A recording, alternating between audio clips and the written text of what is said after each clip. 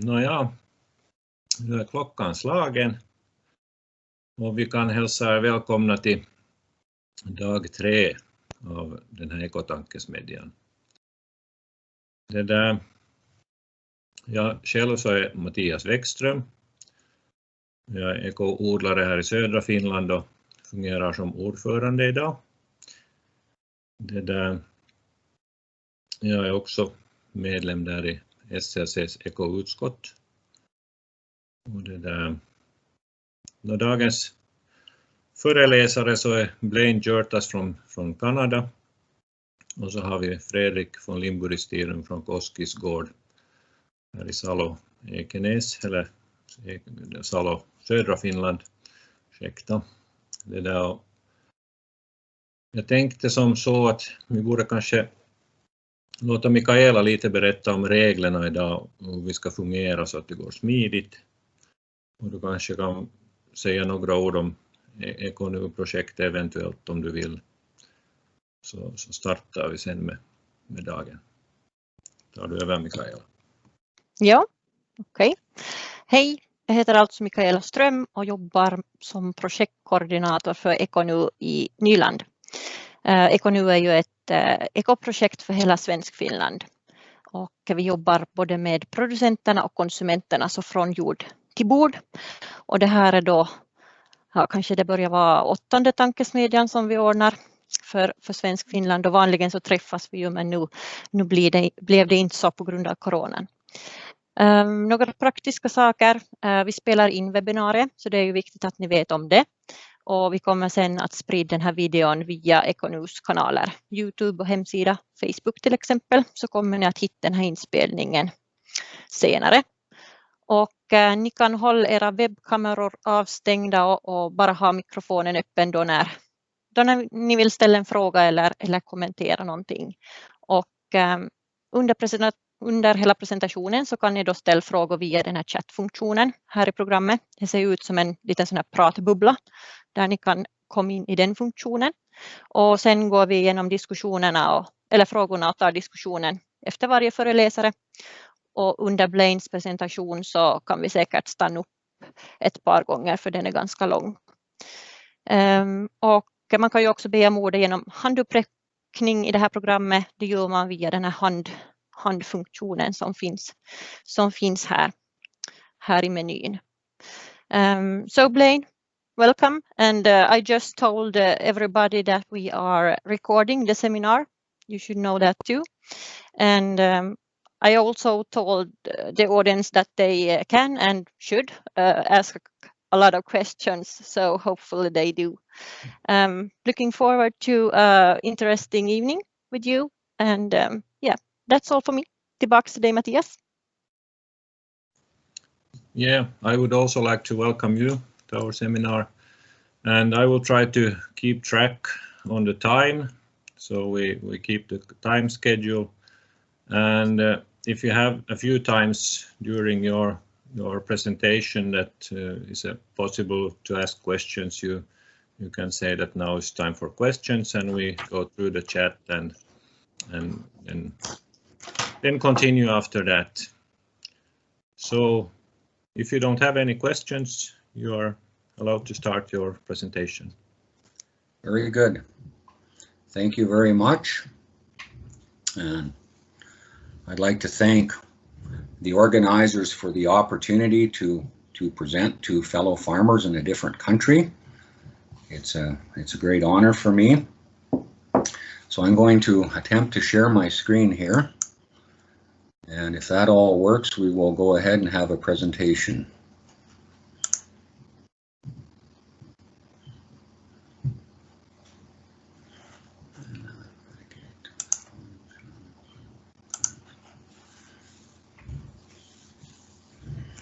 Technology is wonderful, but sometimes it's a little bit slow when you're...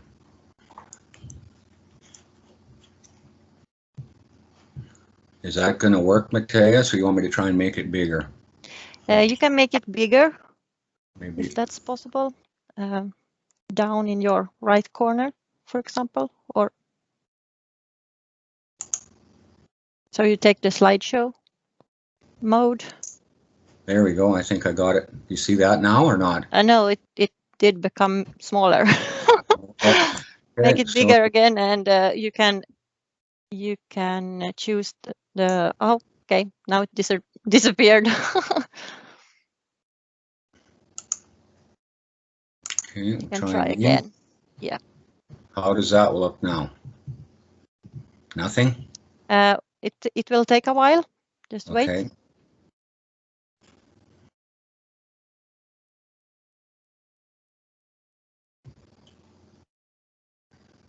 Yeah, now it's fine. Okay, very good. So I have my my talk broke into 4 parts. So I want to tell you a little bit about Canada and Saskatchewan. Then I'm going to talk about my farm, give you a tour, a virtual tour. And then I want to talk about what regenerative agriculture is and why we want to regenerate. That's the key part. What's important to me anyway is a regenerative part of why we do it. And then I'm going to talk about how we do regenerative agriculture in our farm. So first of all, I just share a map of your country, and then I share a map of my country. So Canada is quite large. We have 6 time zones from the far east here all the way to the west side. And we have 10 provinces: British Columbia, Alberta, Saskatchewan, Manitoba, Ontario, Quebec, Newfoundland and Labrador. Down in here is Nova Scotia, New Brunswick, and a little island here called Prince Edward Island. And then across the north, we have 3 territories: Nunavut, Northwest Territories, and the Yukon. And each one of these has a capital city, which is in red. And then our country's capital is Ottawa, which is right here. So that's sort of how Canada operates. There's 37.5 million people live in Canada, so it's not very populated. We're the 2nd largest country in the world, and your neighbor is the largest, and then it's Canada. Our average income in Canada is 36,275 euros per person per year. And in Finland, according to Google, it's 42,336. So you're slightly wealthier than we are here in Canada. 81% of the people in Canada live in cities versus 85% of the people in Finland live in cities. So we're pretty well the same on that. We have 56% of our population has a university degree, post-secondary degree. And in Finland, I believe the number is 37% have a post-secondary degree. So we're slightly ahead in that. If you look at happiness indicators, Canada is supposed to be number 5 in the world, and Finland is number 6. So we're very, very similar in many things. So just to show sizes, on the left-hand side is the Yukon territory. On the right-hand side, you can see the map of Finland with the Yukon superimposed on top of it, just to give you an idea. And then I go back to Canada, and this is the Yukon up here, just to give you some idea of the size of our country.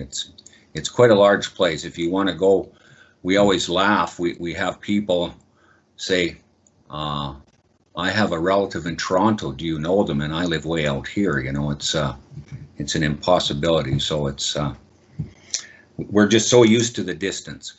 So now I want to turn my attention to Saskatchewan, which is the province that I live in.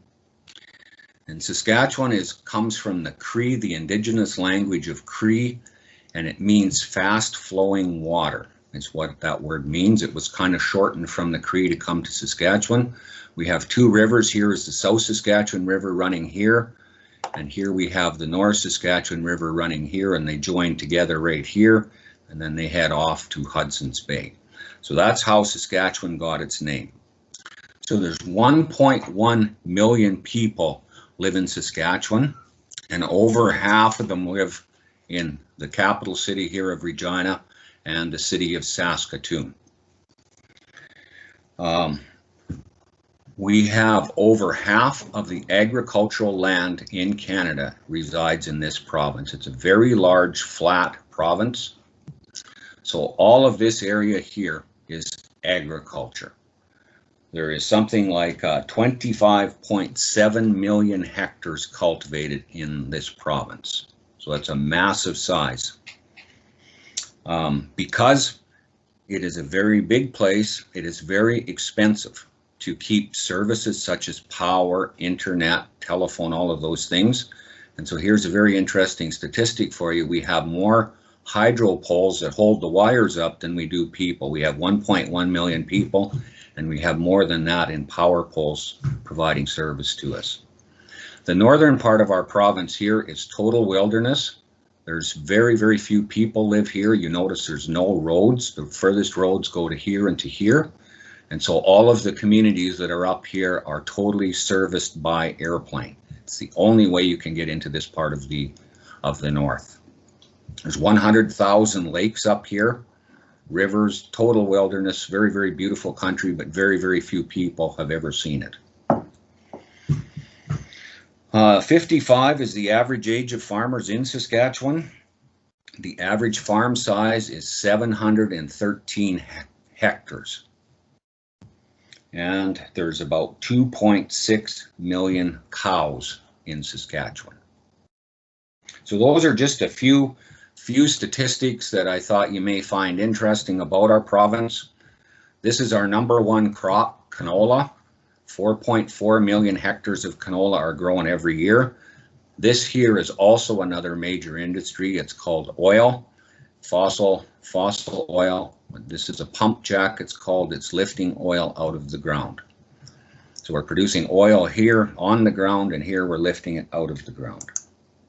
Just a harvest scene.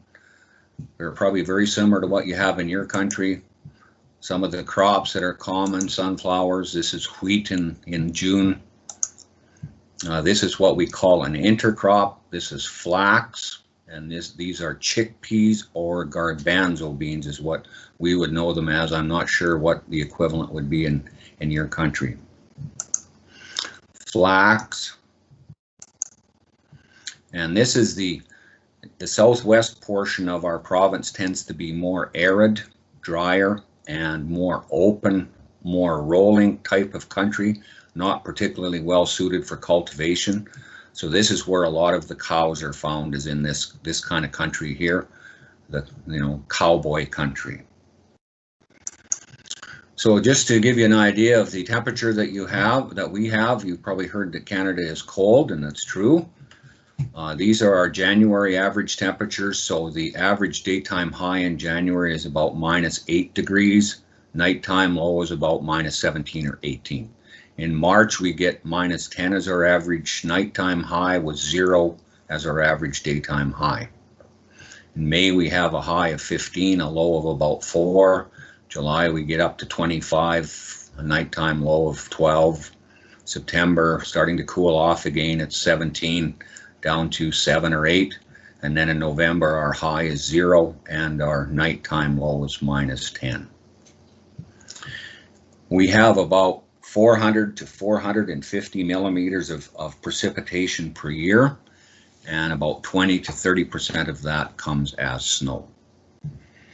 So that kind of just gives you a little bit of information about the place that I live.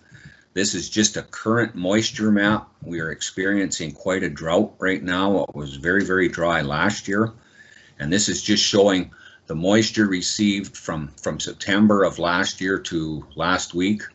And the red color here means that we're less than 40% of normal in this part of the world, in Manitoba and southeastern Saskatchewan. And then you can see here it's 40 to 60% here, and here it's 60 to 80% of normal. So we're considerably below normal in our precipitation. So this is where my farm is right here, right in the very southeast corner of Saskatchewan. So I'm going to stop right here and see if anyone has a question, and if you can understand what I'm saying, if I'm talking too fast, too slow, whatever, and I'll just wait for a second. It's going okay, Michaela? Yes, it's going okay. Okay. And at least I think you talk very, very slow and good. So I think it's fine. Okay. All right. So I'll continue on then with the tour of my farm. So my grandfather left Norway in 1908, and he worked in Minnesota and North Dakota for about 6 years. And in the process, he met my grandmother, who was born in North Dakota to a Norwegian mother and a Swedish father. And so they were both working on a farm. She is a hired girl and he is a hired man. And love happened, and they decided that they wanted to farm together. And so they found a farm in Saskatchewan, Canada. They thought there was more opportunity in Canada than there was in the United States. And by this time, both of them working, they had saved some money. And so my grandfather and grandmother had saved enough money to buy what you see in this picture. So they left the farm in North Dakota in May of 1915, and it took them about 3 months to arrive at the farm where we live today. So that was their honeymoon, I guess you could call it.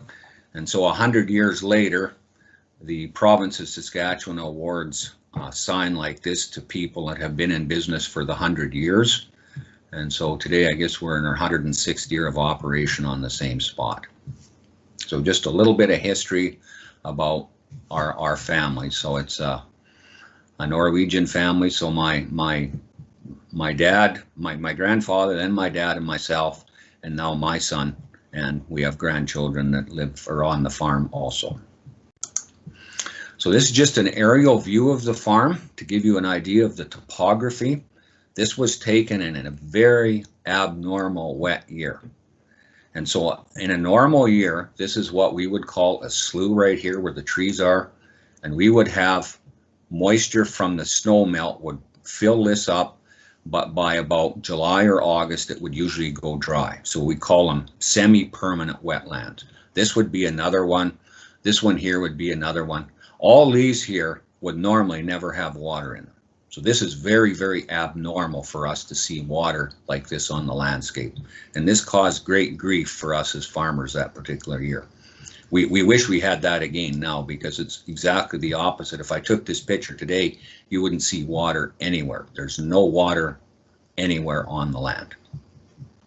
So we're called the duck factory of North America. This is beautiful country for the ducks to come from the south. They come up here. They pair up on these small ponds, and then they make nests, and so that's a very important part.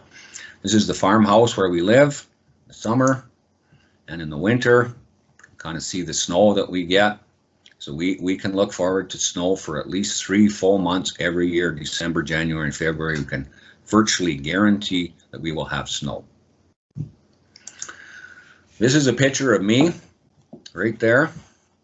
1953, I was 3 years old, and this is the last time that this machine was ever used on our farm. This was kind of the end of an era of thrashing. That's my grandfather here. It was a very sad day for him. It was a very happy day for my father and uncle that they finally convinced him to quit using this and began using the more modern combines. This is me here once again. My father and my uncle farmed 1 kilometer apart, and him and his wife had 3 sons, and my mom and dad had 3 sons, and so we all grew up together, and we caused lots of trouble, had lots of adventures as 6 young boys growing up on a farm. So as I got into farming, I began to raise livestock and do things a little bit different than conventional farmers would. So we started, or one of the enterprises was pigs. And people always said, well, you can't raise pigs outside in Canada in the cold winters, they won't survive. But we learned how to do it very successfully. And so it doesn't look like it here, but there's a lot of straw in this area here. And so here you can see, as I called the pigs for their breakfast, they come out, and you can see how healthy those pigs look, and they do very, very well being raised outdoors year-round in our country.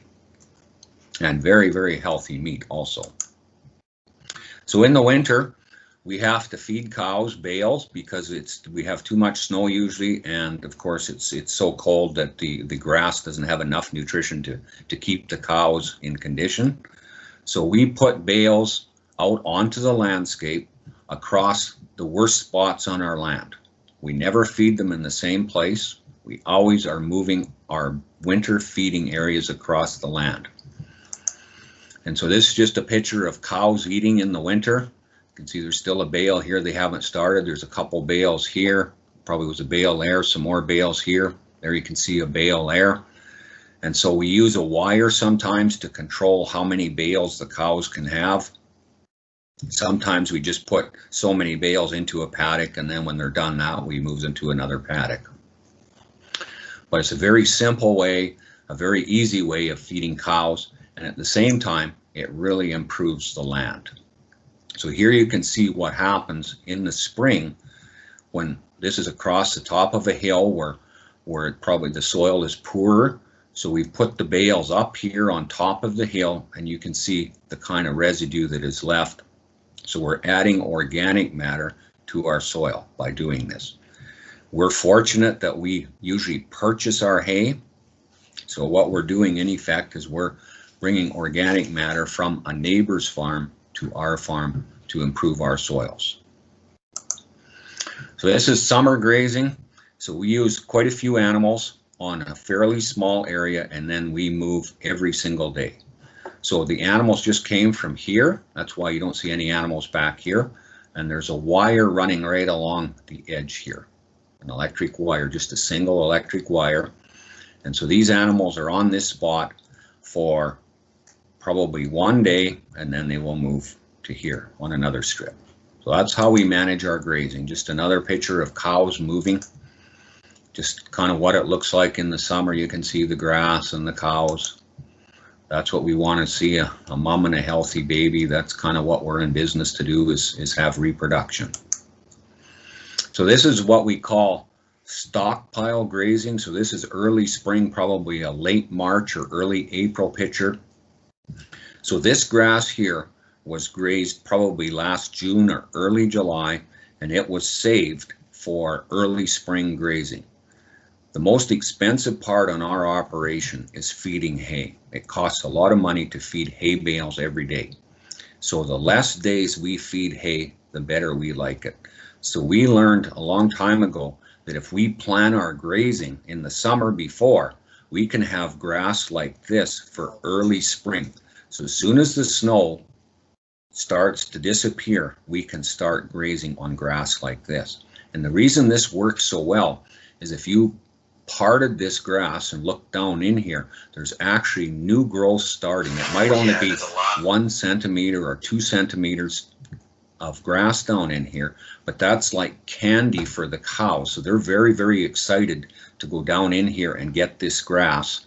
And in the process, they have to eat some of this old grass, and they balance their diet totally. Plus, at the same time, they're taking all of this biomass, this material here, and what they don't eat, they're breaking it down and pushing it to the surface of the soil so that the mineral cycle can begin to make that return to the earth. So it's a very important part of our operation to be able to start to graze early in the spring. My son and daughter-in-law joined the operation about a dozen years ago, and they decided that sheep was what they wanted to do to diversify the farm a bit. So he has a flock of about 250 ewes now, and he manages the sheep in a very similar way where we're moving animals almost every day. He doesn't move quite as often, but very, very similar to what we do with the cows.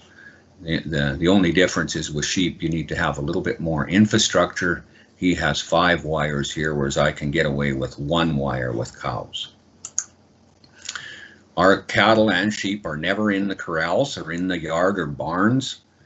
They come up once in a while for treatment. I don't remember what he was doing here, but him and his wife are discussing what they're doing.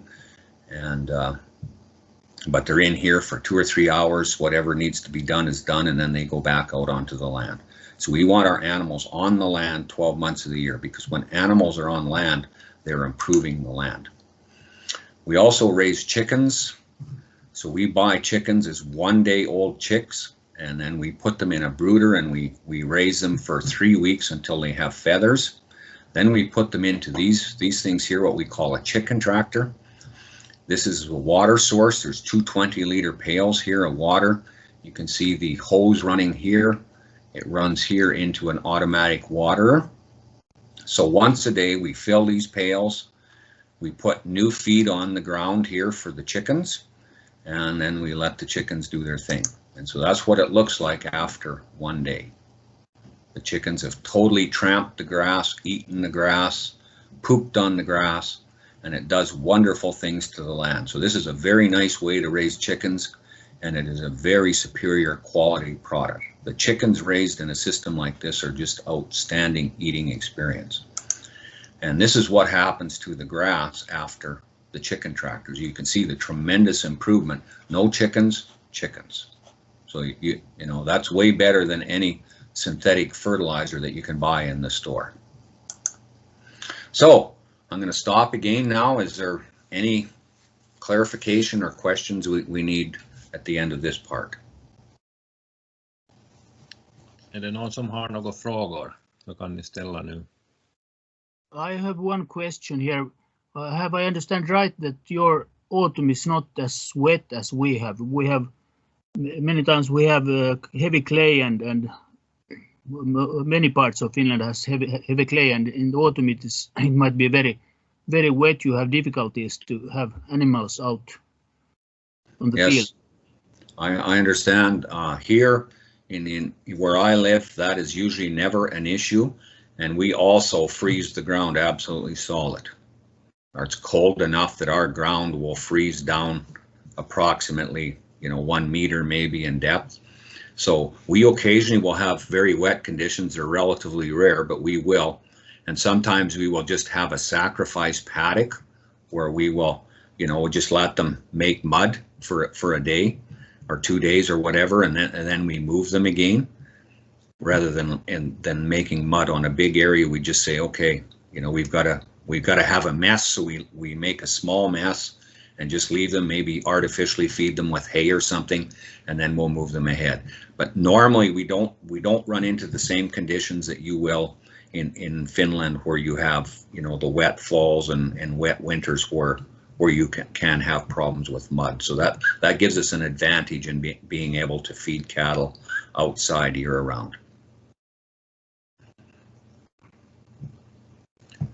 May I ask a question also? How many cows do you have per acre or per hectare? I mean, what's the density of the grazing? That varies every single day. Probably year round, we average about, for year round grazing, we probably between 4 and 6 acres per cow, I think. I don't know. I'm not even sure. I got to think about that for a minute. Hello, I have a question. Pardon? Do you have any problems with predators or big animals like wolves, bears, or eagles, or something like that? We have a small wolf. We call them coyotes. And with the sheep, there's dogs running all the time. I think he has 5 guardian dogs that are out with the sheep to prevent the coyotes from predating upon the sheep. With cows, it's not an issue. The coyotes will not bother the cows.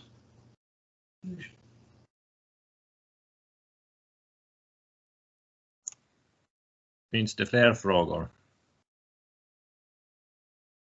Om inte så, let's continue. Okay. So then the question is, why do we want to regenerate? Well, I believe there's 5 critical reasons why we need to regenerate agriculture. And the first one is we're in the business of producing food. That's what we do. And the food is consumed by ourselves, animals, whatever. And if we look at the actual nutrients, the copper, the zinc, the boron, the molybdenum, all of those things that's in our food, it is going down. And this has serious serious problems for our health long term. And I'll just share this chart very briefly, and I'll just pick magnesium for example. You know, in 50 years of data, we've lost 24% of our magnesium. We've lost in fruit, we've lost 16%. We've lost 15% of our magnesium in meat, a little bit in dairy. If we go to copper, 76% decrease, 20% decrease in fruit, 55% decrease in meat, 97% decrease in dairy. And so this is common. There's many nutrient density studies being done nowadays. But the consequences of that are that our health is declining. And I don't know about Finland, but in North America, obesity is alarming. The rates are increasing. Diabetes is increasing rapidly. We've never seen rates increase like this. Cancer rates are increasing. Even more alarming, it's young people are getting cancer much more common. AHD in our kids is increasing rapidly.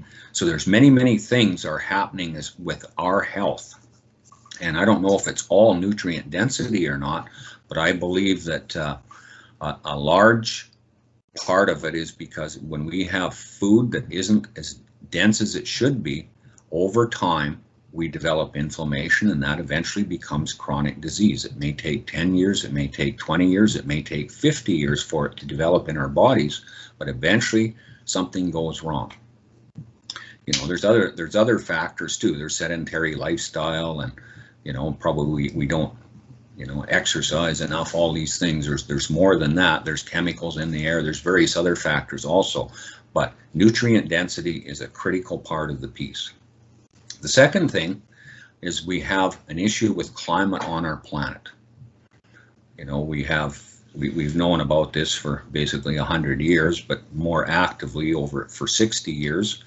And basically very little has been done about it yet, but talk. And we know that our climate is warming. Those of us that live in northern climates probably know it more, because the north is warming faster than the south. You know, if you go to the high Arctic in Canada, you know, and listen to some of the elders of the Inuit people, you know, they have never seen anything like this. In fact, I was looking at the news this morning before this happened, and you know, there's already open water in the high Arctic in Canada, which is never been seen before. So the third thing is biodiversity loss. Ecologists tell us that we're living in the 6th grade extinction. That loss of species is a normal fact. You know, as things evolve, you know, some species cannot adapt and they disappear. That's a normal thing. But the rate of extinction is something like 1,000 times what normal used to be. I saw a study recently in Germany that they estimate that 70% of the insect biomass is gone. That has huge consequences. If we don't have insects, we won't be here. In North America, profit levels in agriculture are very low, and we have a loss of farmers. The other thing that we need is water. Every one of us needs to drink water every day or every second day, or we won't be here. And the quality of the water in our rivers, in the groundwater, is getting very bad. And it's costing a lot of money to treat that water to make it so that we can drink it. And that has huge consequences for our future. So these are some of the reasons that I believe that we need to regenerate agriculture. So there's 3 types of agriculture. People always say, well, what does regenerative mean? So this is my way of explaining what regenerative agriculture is. So you see 3 graphs there. One, the arrow points down, which I call degenerative agriculture. Sustainable agriculture then means that we keep it the same. It neither goes up or down. And then regenerative agriculture is going up.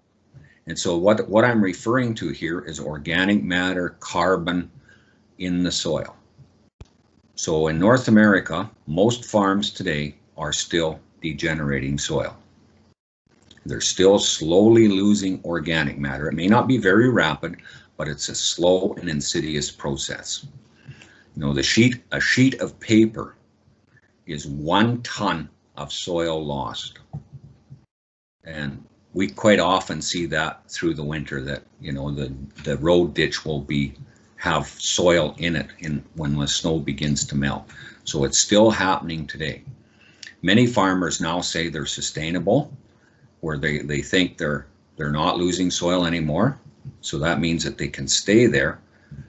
But the more important is the regenerative ones that realize that they have a problem and they start to farm in such a way that they begin to fix it. And then people say, well, what does organic mean then?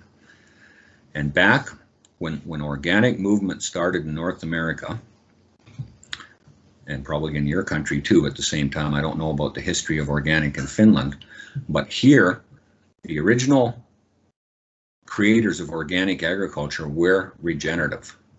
But over the last 50 or 60 years, as large corporate interests have taken over, organic agriculture has become very degenerative.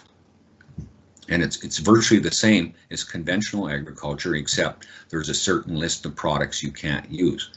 But I go to many farms today that are organic that are extremely degenerative. So just because you have an organic label doesn't necessarily mean that you are regenerative. So you can be organic degenerative, you can be organic sustainable, you can be organic regenerative. So that's my definition of what it means. And so this picture is taken in Iraq. This is where our ancestors began to farm 10,000 years ago. And so they didn't do a particularly good job of it over the 10,000 years, and we degenerated it hugely. This was the kind of the breadbasket, the Garden of Eden, and we've taken it down. So the question is, why would you want to sustain something like that? Why wouldn't you want to regenerate it? There's no hope if you keep it like this. And we see evidence of this today. In 2009, there was a major drought in Syria. Some very degenerated land ceased to function, and we had over 1 million farm families move from the country into the cities of Syria, which created the civil war that still goes on today. We see many people desperate to get across the Mediterranean to Europe because there's no hope in North Africa. The land is so degenerated that there is no hope. So this is a real problem that's facing us. So when we look at it over time, 10,000 years ago when agriculture started, we had about 8 billion hectares of forest and 5 billion hectares of rangeland. So 13 billion acres of functioning ecosystem. If you look at our planet, there's about 14.7 or 14.8 billion hectares, but the 1.8 that isn't in here is ice and tops of mountains, etc., that doesn't particularly function. So agriculture over the 10,000 years has had quite an effect on our surface. So today we have about 3.5 billion hectares of forest. We've got 4 billion hectares of rangeland. We have a new category called 1.5 billion hectares of cropland, and one more new category called desert. So we have taken and created 4 billion hectares of desert in 10,000 years of agriculture by degenerating land. So that's a pretty significant part of our surface of our planet has been desertified by agriculture. And so when you look at it like this, you can see it. You know, it's huge, the amount of desertification that's happening in the world. And it's going on every single day. And so I think it's absolutely critical that we begin to reverse this process and start to regenerate agriculture. So Ray Archuleta, who's a famous soil scientist in the United States, he has this saying, which is, to me, is very powerful. He says, the soil is naked, hungry, thirsty, and running a fever. And so what he's referring to, when you look at that picture, there's no cover on the land. There's no mineral cycling underneath, so the soil is hungry. Water can't enter that soil, so it's thirsty. And the sun is beating on it, so it's much warmer than it should be. And this is very common in North America to see this. Here we have another example. On the left-hand side, there's a road right down the center. On the left-hand side, we see salt, salinity. the farmers practicing degenerative agriculture on the left-hand side, and you can see how the salt is creeping out. And I would estimate, looking at that photo, that 30, 40, 50% of that field is now affected by salt. The farmer on the right-hand side is regenerating. He decided that he needed to put perennials in there to control the salt, and so he's doing a very good job of managing that. You know, you can see that, you know, there's still issues with salt. This is salt, salt, salt. You know, there's little bits here and there, but he's doing a very good job of regenerating land versus this farmer who is still in a degenerative mode. So when we look at farm income, this is Canadian statistics, and we go from 1926 here at about 15 billion all the way up to over 60 billion by 2016. So this is the gross farm income. You know, that's a reasonably good climb. So this one here, the green bar, is net farm income. So you can see it starts out here at about 10 billion and goes down through the 1930s, and then it's not too bad till about the early 1980s. So from this period here back, farmers generally took 20, 30%, up to 40% in some cases of every dollar that they sold, they kept in their pocket. That was net farm income. Since we began the industrial model in the early 80s and began to use high input agriculture, you can see how the net has decreased. Today we're between 3 and 5 cents of every dollar is put into the farmer's pocket. So this makes the margins in farming in North America very, very difficult. Farming has the highest suicide rate of any profession in North America. So there's a lot of financial pressure on farmers because of this particular problem. So I'm going to stop now. That's the reasons why we need to regenerate. So if anybody has a comment or a question, we'll just stop for a minute.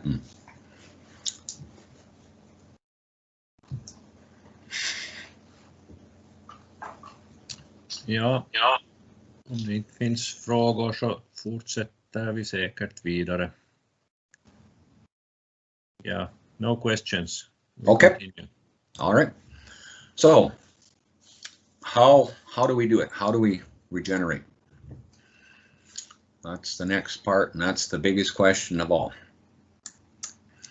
So change is difficult for every one of us. To change is really hard. So it's the mind we need to work on. And one of the sayings I like is that in agriculture, there's 2 areas of compaction. One is in the soil, and one is between the ears of the farmer. And so we have to work on that area of compaction between the ears.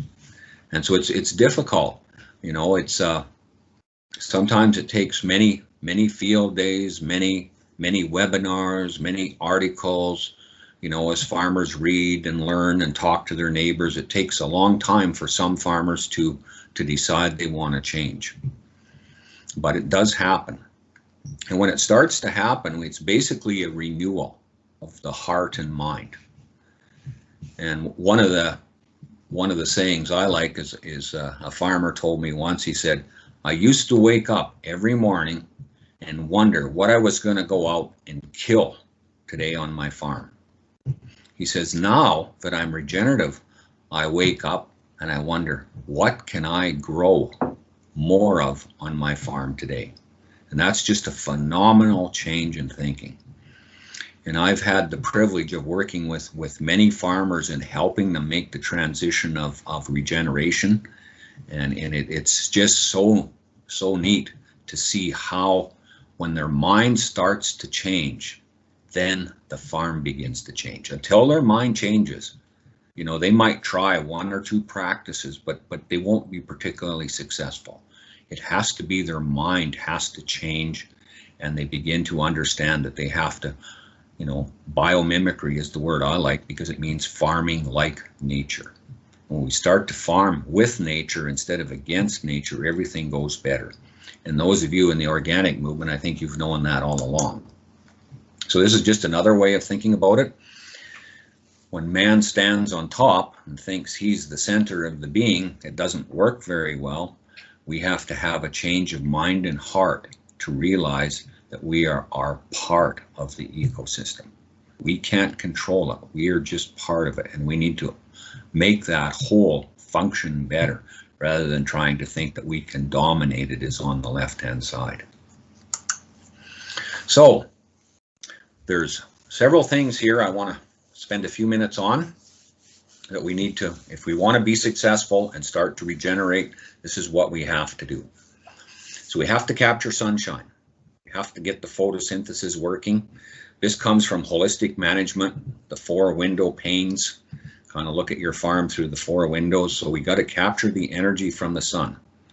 We have to have those minerals cycling within the soil. We've got to have plants decomposing, taking their nutrition back into the soil. We've got to have the cow manure recycling back into the soil. We have to have the water entering the soil, not running off the soil. And we have to have diversity. We have to have the dynamics between the community. So it's not just the plants, it's the insects, it's the birds, it's all of the microbes underneath, all working together to create a healthy dynamic system. That's what we need to encourage on every one of our farms. So, and then there's 6, so those are the 4 ecosystem processes from holistic management, and then in regenerative agriculture, there's the 6 regenerative principles that we use in North America. And the first one is context. So that means that we need to look at each farm, each field is a separate entity. And so, for example, do you have lots of money or do you have to borrow all the money? That makes a huge difference in the context. What was historically, what was on your land? Is it a low area or is it a very high sandy area? That makes a huge difference in the context of what you can do. Are you 70 years old or are you 20 years old? That makes a huge difference in your context. So do you have animals or not animals? You know, those are all things that are critical to understanding before you begin to design. So some of these principles are exactly the same as the holistic management ones. Keep a living root as long as possible. So that's capturing photosynthesis. Diversity, we need to have diversity. I just talked about that as community dynamics. We have to have litter on the soil surface. And so the example I like to use on this one, if I took my hand and stuck it into a fire and burnt the skin off, likely the doctor would say, Blain, we're going to have to cut your hand off, because that skin is absolutely critical to the functioning of me as an organism. It keeps me cool on a hot day, it keeps me warm on a cool day, it keeps the moisture in my body, it keeps bacteria and various other things out of my body. So it's absolutely critical to success for me as an organism.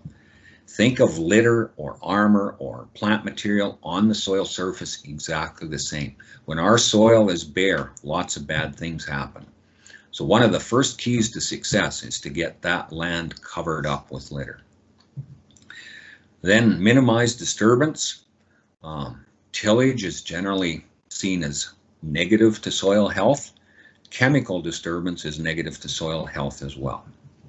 So, you know, we all understand we have to till sometimes, but I think in general, farmers till too much, and we need to think about that and minimize the amount of disturbance that we create if we want to be truly regenerative. And the last one then is animal integration.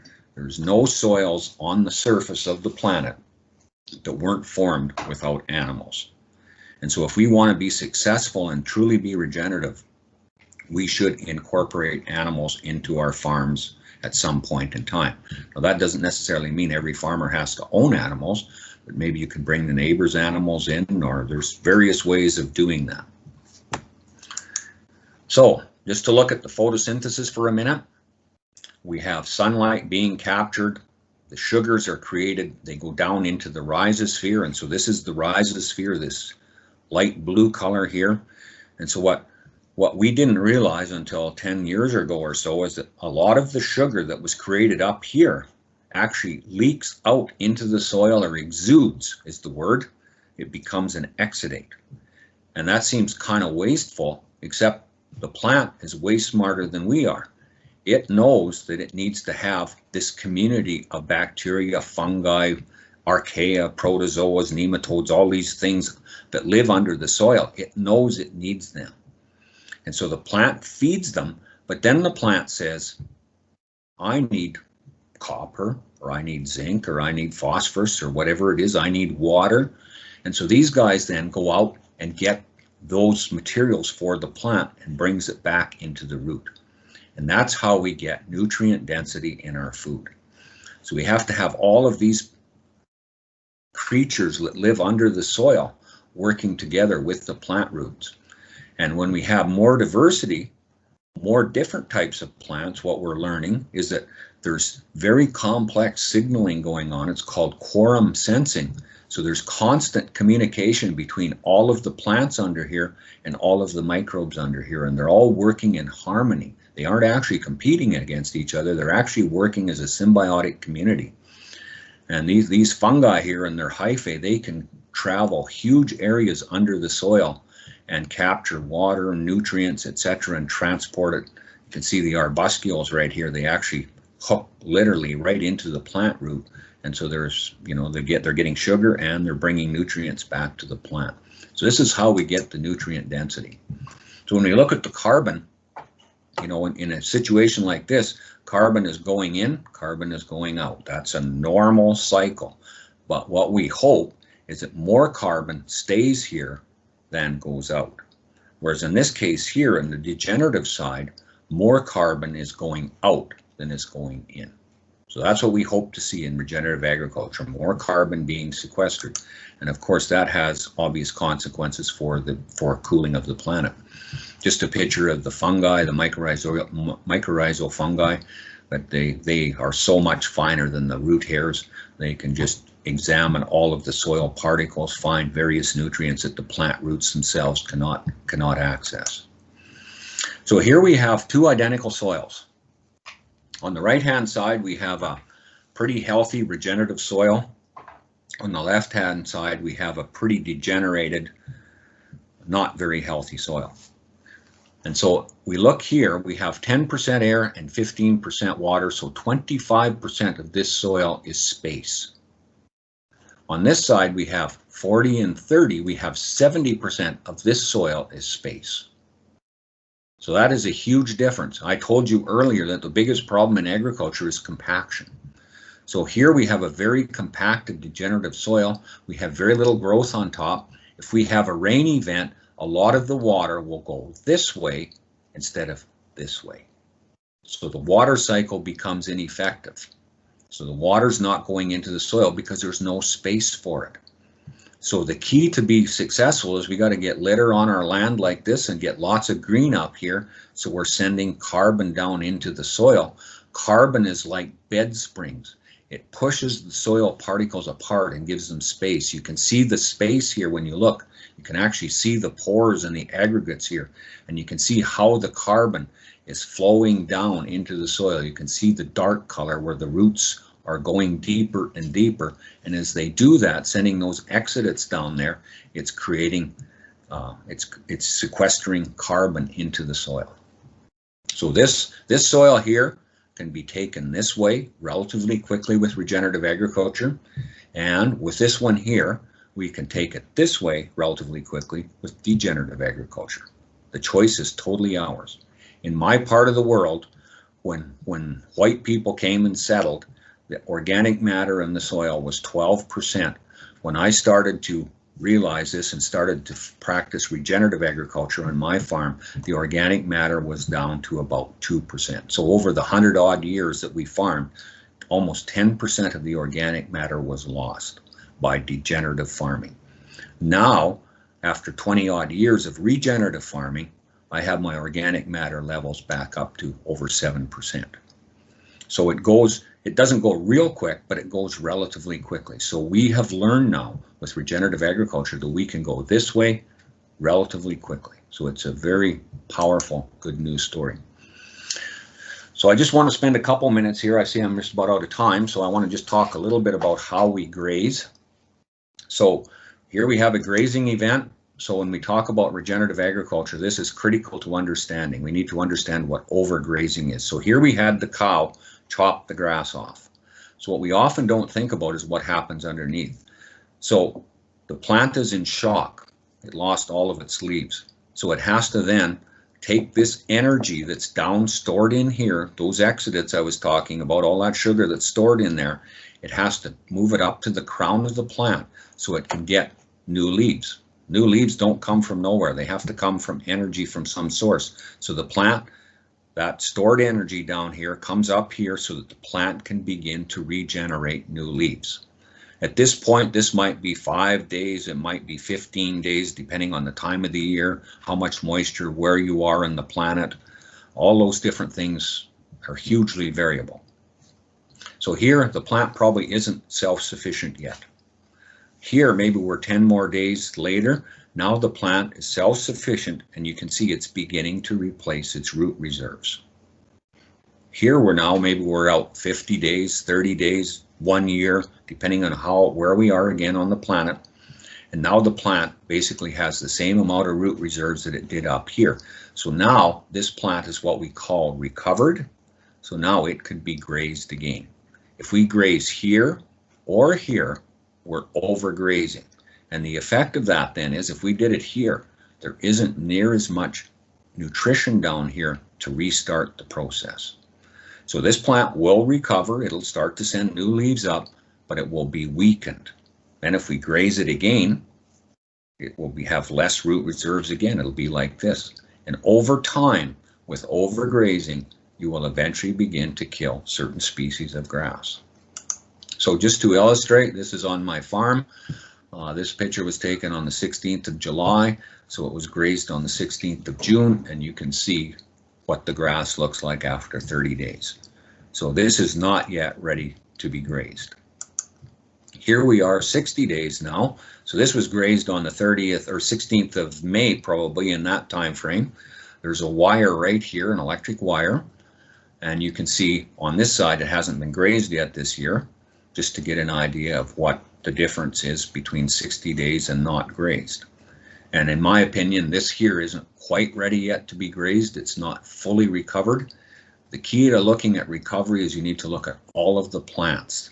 It's not just this one. This one is recovered right here. This is sweet clover, it's recovered. Probably these grasses up here, which looks like brome, is likely recovered.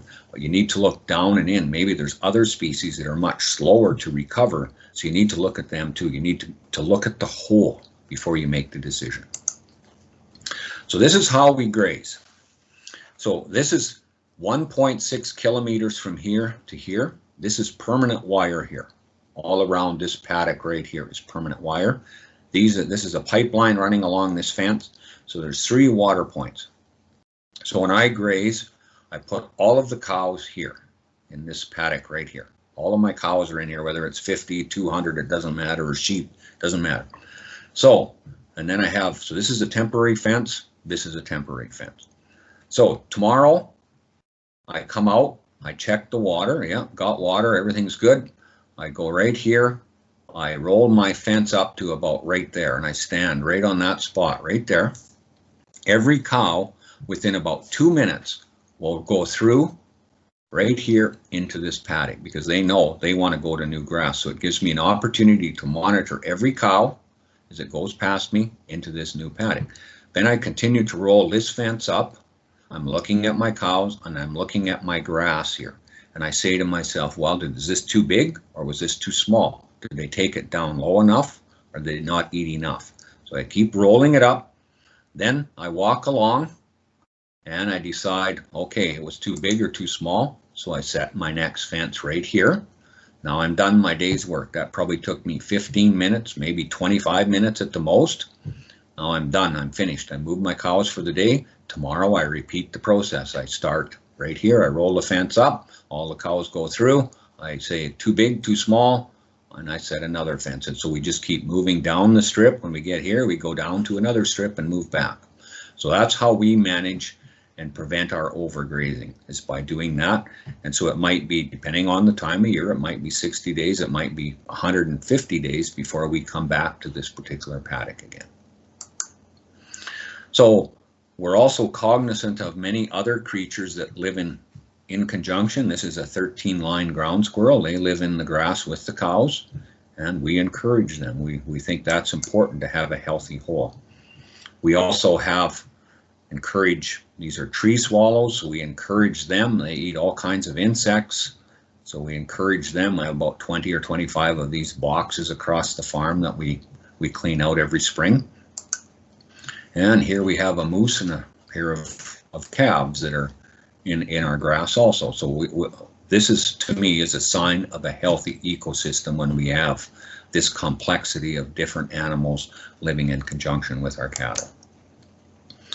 One of the problems that we have in our part of the world is that trees do encroach. If they're not checked or harvested in any way, the trees will eventually take over the grassland. We're in the business of mainly growing grass, so we like the trees, but we don't want them to take over the grassland. So by the way we manage the cattle and sheep, we can control the trees to a great extent. Probably over time, I could totally remove the trees with cattle if I worked at it. It might take me 20 years, but I don't want to do that. I just want to keep the grassland. I want to keep the tree land. Just another picture of early spring grazing showing how the cattle can take this material and tramp it down like this. So just to review, basically what we need to do is make sure these 4 processes function to be regenerative. We got to capture the energy. We got to ensure that our water cycle is functioning properly. Every single drop should go into the soil where it fell. That's the goal on our farm, capture every single raindrop where it falls.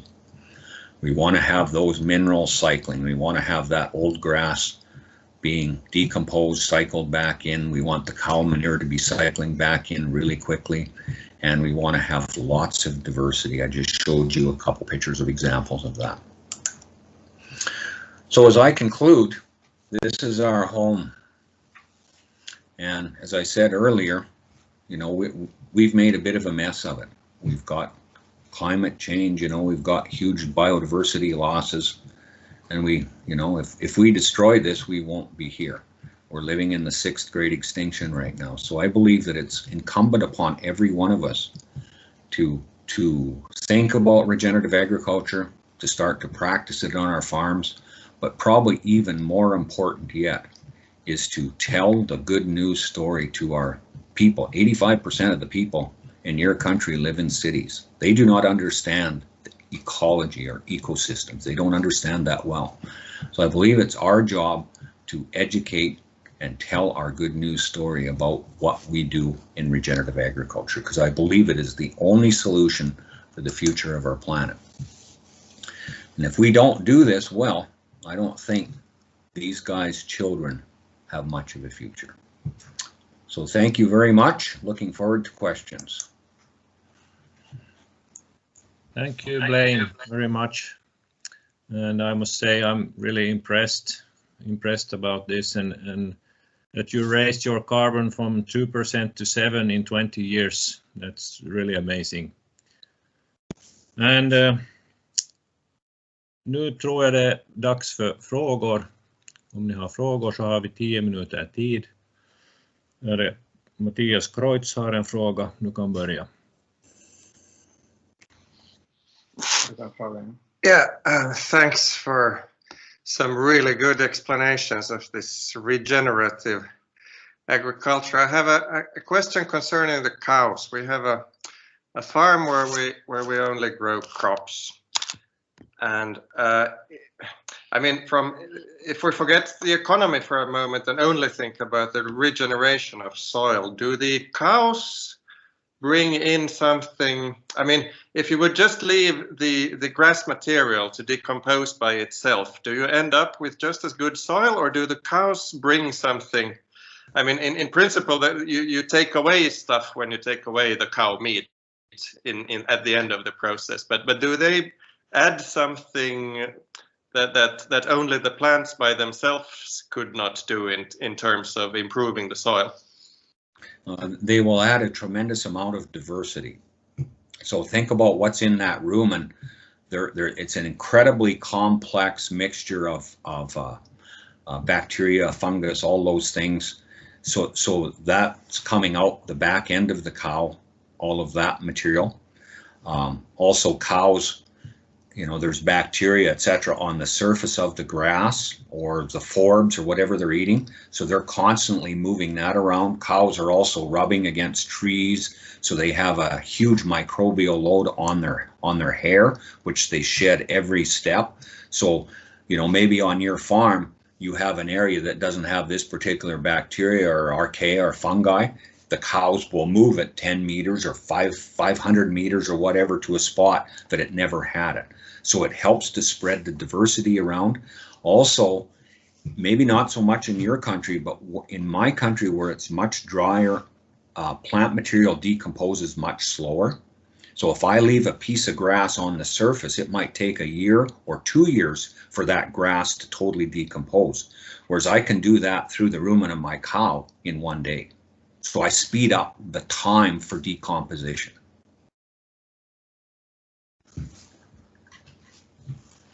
Okay, and then we have in the chat, we have a question. Do you have to reseed your grasslands?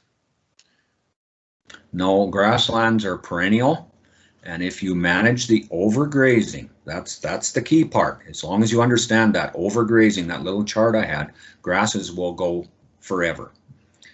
You know, certain individual plants may die, but there's always some seed being put back on the land, and so cows tramp it in, so new seedlings emerge. And so, no, I have never reseeded grass. I occasionally add more species. I think of other things that I could add. So, you know, maybe it's a native grass seed that I didn't plant, so I try and add that, or various other things I add. But I have never had to replant grass. It's perennial. Okay. And then we have another question. Is it possible to use the system if you have horses? Yes. Horses are a wee bit more challenging in the grazing because their feet are more aggressive on the land. But yes, you can, definitely. Okay, I have also myself a question here. When you seed for your bales that you are going to bale and for the crops you take, what kind of different kind of plants do you seed there? How many different kind of seeds do you put in? For the hayland or for the grassland? For the hayland that you will harvest. Well, for the hay, I purchase all my hay. We don't make any hay on our farm, so we buy all of the hay from other farms. We have farms that sell hay, so I just make a deal for whatever, you know, the price and quality that is available, and I buy that. Is it alfalfa then mostly? Yeah, oh yeah. There'll be legumes, and it will be mainly brome grass here. Smooth brome. Let's see. I got to think about the species. I can't remember it in Latin right now, so it doesn't matter. But orchard grass, tall fescue would be another one that are common hay grasses, along with alfalfa is probably the main legume. Okay. Then we have in the chat a new question. Do you keep cattle in barns, and how do you manage the manure if you keep them in the barns? We never keep them in the barns. We keep them on the land 12 months of the year because we want the manure out on the field even in the winter. So it's a natural process of decomposition, and it's much cheaper than hauling the manure to have the cows do the hauling for us. And our cows are made to be outside. Okay. I have a comment on that because I think one of the problems in Finland are that we have very strict rules and regulations, especially on animal welfare, and we probably or it's hard to have animals outside all year around because of the rules. And I mean, that's the best for the land and for the animals, but sometimes the regulations are not the best for the animals. So that was just I agree. You know, I'm reasonably sure it's best for the animals to be outside, but we all have to live by the rules of our society. And unfortunately, the rule makers don't always understand the ecology. Okay, now we have a question in the chat. Do the hay bales, when you store them outside on the ground, what about the quality? Is it still good if you just open in the winter and feed them there? One of the advantages that we have is that we are very dry compared to what your conditions are. So our humidity is much lower and our rainfall is much less. So we will have, and we're only bringing hay in probably in September and October. So it's only on the ground for 2 warm months, and then the ground freezes, and then we're consuming those bales in, you know, December and January and February, so that they're not on the ground when it's biologically active for very long. Sometimes it's even winter when we bring the bales in. So we don't usually run into those conditions. Now, if they were going to stay on the ground for a whole year, yes, we would have issues then. We would have loss, especially at the bottom. It would rot from the bottom up. But even so, it probably wouldn't be very much compared to the conditions that you are facing in Finland.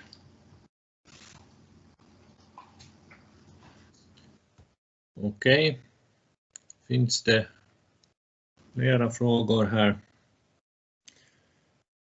Yeah, here's one. What does the future look like for regenerative agriculture in North America? I believe it is the fastest growing segment of agriculture right now. There's a lot of interest in it.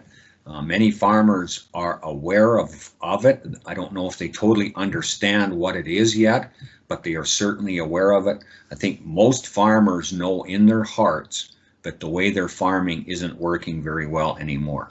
And they're looking for a way to get off of the chemical industrial treadmill. But, you know, because of the, you know, millions of dollars that are invested, you know, they have to be very, very careful that they don't lose a lot of production the first couple of years and go broke in the process of doing it. So that's the big challenge. But I think many farmers are watching the regenerative movement very closely and trying to think about how they can adapt it to their own farms. Mathias Kreutz has a question again. Varsågod.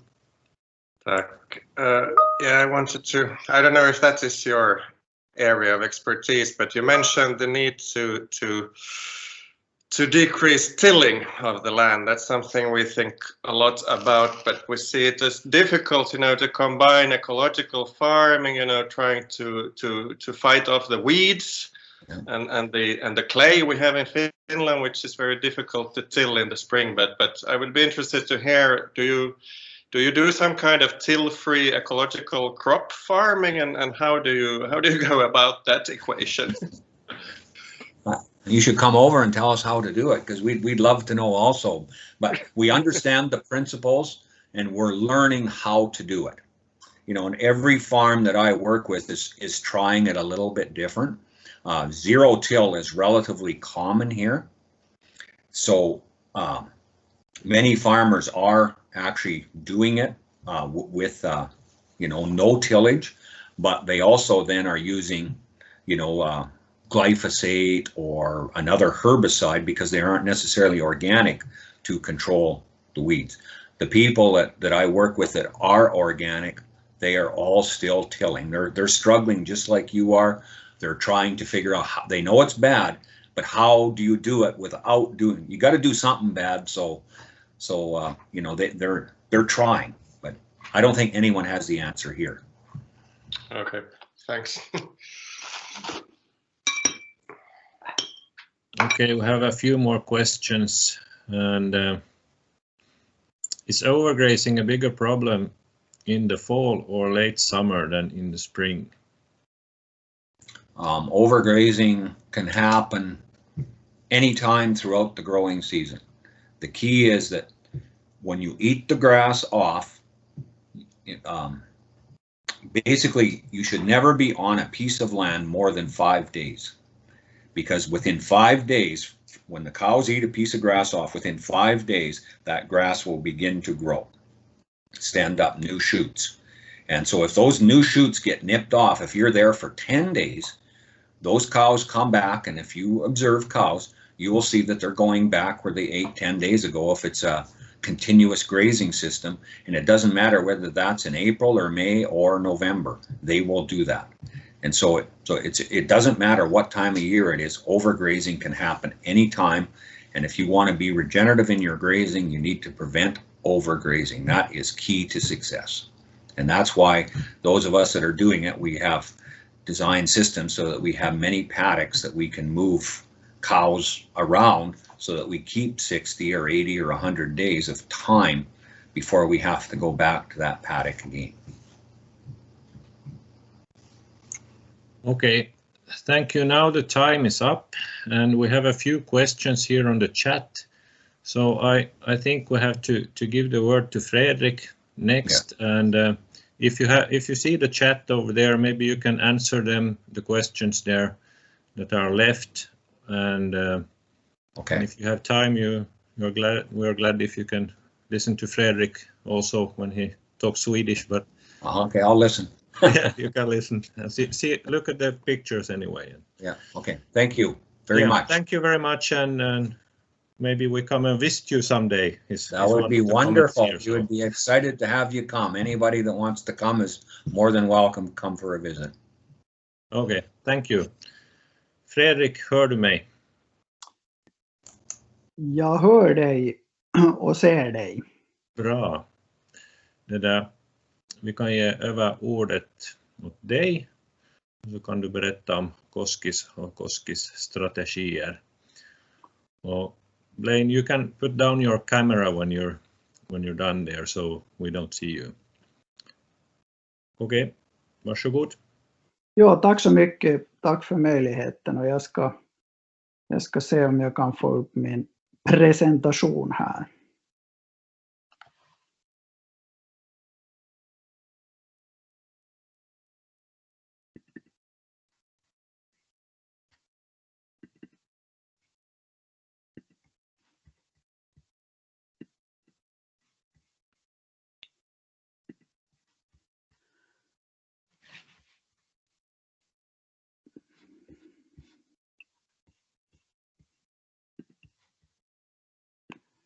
Ja, syns det? Jo. Ja, det syns nog. Bra. Jag tror du har det helt rätt läge också. Ja, bra, men då så. Om ni ser och hör mig så det där kör vi igång. Några ord om mig själv här. Jag driver alltså Koskis Gård och har gjort det sedan 2007. Och utanför gården så har jag också varit verksam i hållbarhetsfrågor egentligen ända sedan jag slutförde mina studier vid Agroforst för drygt 15 år sedan. Jag var med och grundade en stiftelse som heter Natur- och viltvårdsstiftelsen år 2006. Och sedan 2008 så har jag varit aktiv också i Baltic Sea Action Group, BSAG, där jag har suttit de senaste 8 åren i styrelsen. Och jag var också med under Naturresursinstitutet Lukes 6 första år i dess direktion, och där slutar jag nu vid årsskiftet. Och så att man nu inte ska bli helt sysslolös så var jag i fjol med och grundade en förening som heter Naturbetesköttproducenterna, eller på finska Luonnonlaidunlihan tuottajat. Och jag berättar lite mer om den här föreningen och naturbete senare i min presentation. Men tema som jag har fått och blivit ombedd att tala om idag så är alltså holistic management på Koskis Gård. Och jag kom själv i kontakt med grundarna i holistic management under de senaste 5 åren egentligen. Och bland annat genom en resa till Nya Zeeland 2017 där jag fick se en hel del spännande exempel på holistiskt planerad betesdrift. Och under den resan tog jag också kontakt med professor Christine Jones från Australien som vi sen tillsammans med några andra också lockade hit till Finland för några år sedan. Och hon är då en känd expert egentligen på tema kolbindning i jordbruket. Och sen har jag, och 2019 så hade jag möjligheten att delta i en 10 dagars intensivkurs i Colorado i Holistic Management som ordnades av Savory Institute. Och det finns ju 2 internationellt sett stora aktörer och det ena är HMI, Holistic Management International, och sen det här Savory Institute. Men det var först i fjol som vi i större skala försökte oss på rotationsbete här på Koskis. Och jag skulle vilja säga att vi har ännu en bit att gå innan vi verkligen kan kalla det för holistiskt planerad betesdrift. Och jag skulle helst ta er på en guidad vandring på gården, men eftersom det inte är möjligt så får det bli en sån här bildkavalkad istället. Och några ord om gården historiskt och idag. Koskis är ett gammalt järnbruk som grundades 1679. Och det ligger vid Kiskoå på gränsen mellan Salo och Raseborg. Och tidigare hette det då Bjärnå och Tenala. Och eftersom här var bruksverksamhet redan för nästan 350 år sedan så kan man med säkerhet säga att det åtminstone så länge har funnits betande djur här eftersom det var det sättet man hade att transportera föremål och människor med tidigare, så vet man att det har funnits djur åtminstone så länge här. Och sen 1822 har gården varit i vår släkts ägo, det vill säga 199 år i år. Och vår huvudproduktionsgren är Hereford, biffdjur som ni ser här på bilden, och vi har cirka 90 kalvande dikor.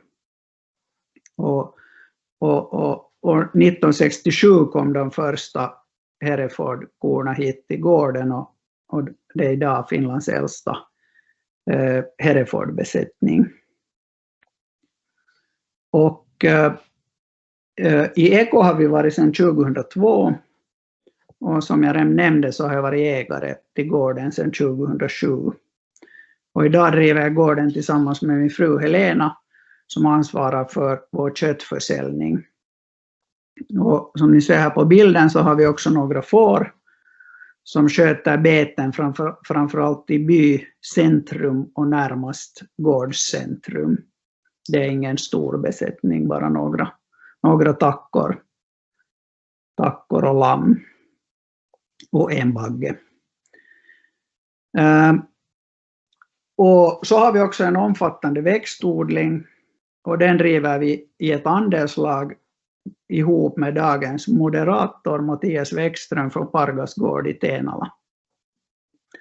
Och skogsbruk, småskalig hyresverksamhet och turism, bland annat jaktturism och ett café hör också till verksamheten på gården. Men på grund av begränsad tid så fokuserar jag idag på djurhållningen. Och vi har ju egentligen fått höra en del om vad holistic management och regenerativt jordbruk är. Men jag säger några ord om det även jag. Och som sagt, så det som jag har lärt mig om det här, så det mesta här stammar från det Savory Institutes läror om holistic management. Men som vi märkte ur den förra presentationen så kan man säga att det är ett sätt att driva sin gård som en helhet gällande ekonomi, sin omgivning med diverse sociala faktorer och ekologi. Och man börjar egentligen arbetet genom att definiera vad man har och göra upp sina målsättningar för vad man vill åstadkomma.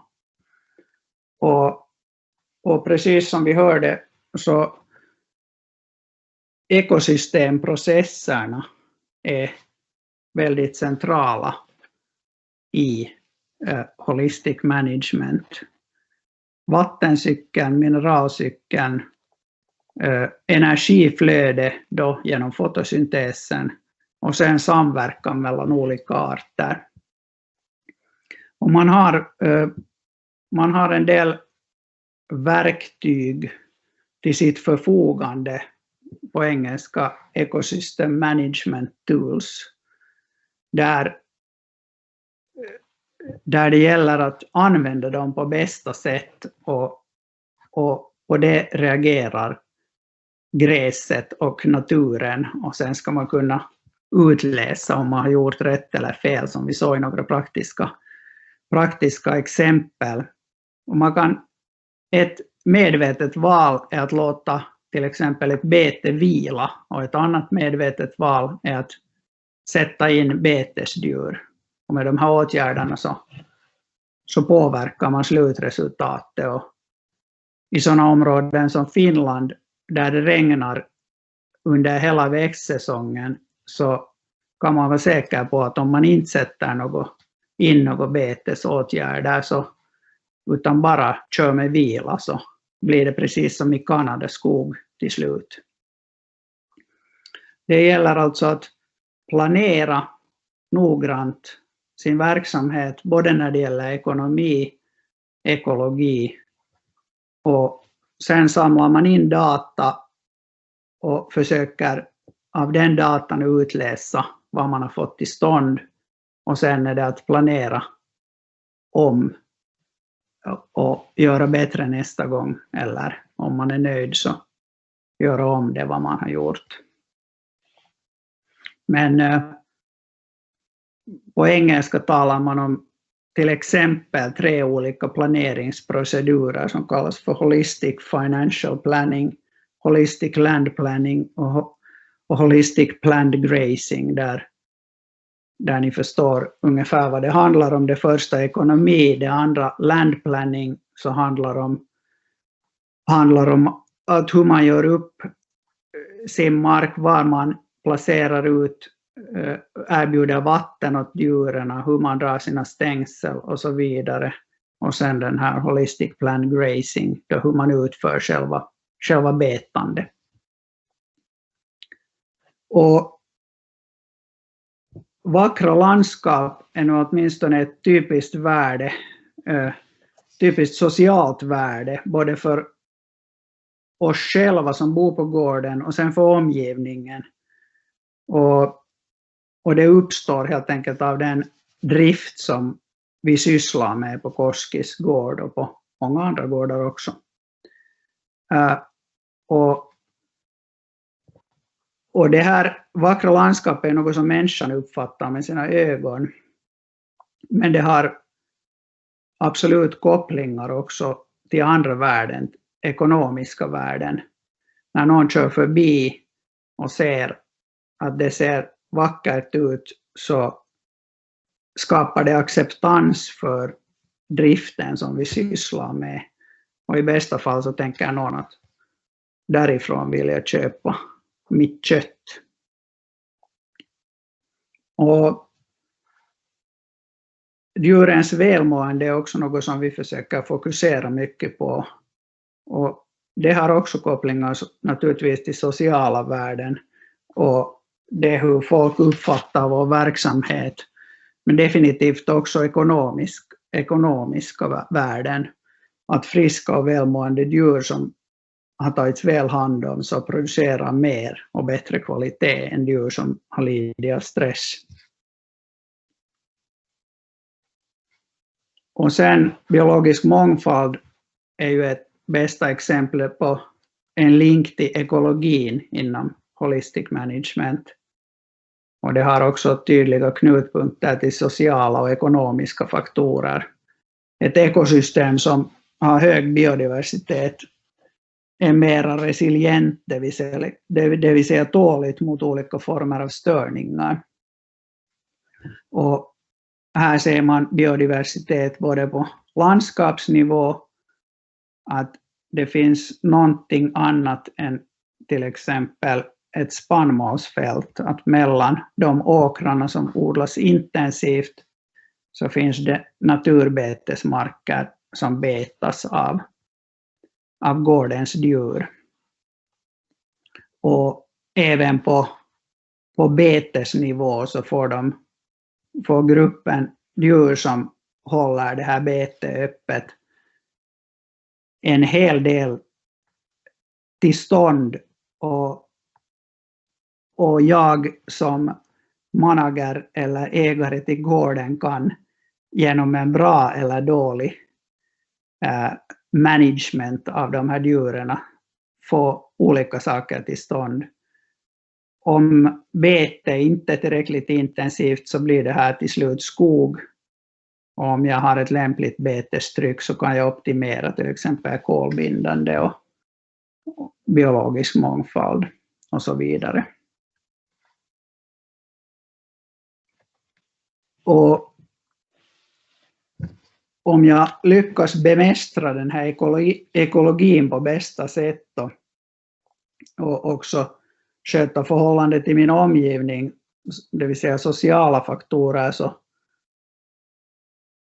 så då är tanken att kunna sedan erbjuda en slutprodukt för konsumenten som har många mervärden och som också framförallt genererar inkomster till gården. Så allt har ett samband. Sen ett utmärkt sätt att kombinera ekologiska, sociala och ekonomiska målsättningar hos oss tycker jag har varit återställande av naturbetesmarker. Och vi har gjort det aktivt under hela EU-tiden på gården.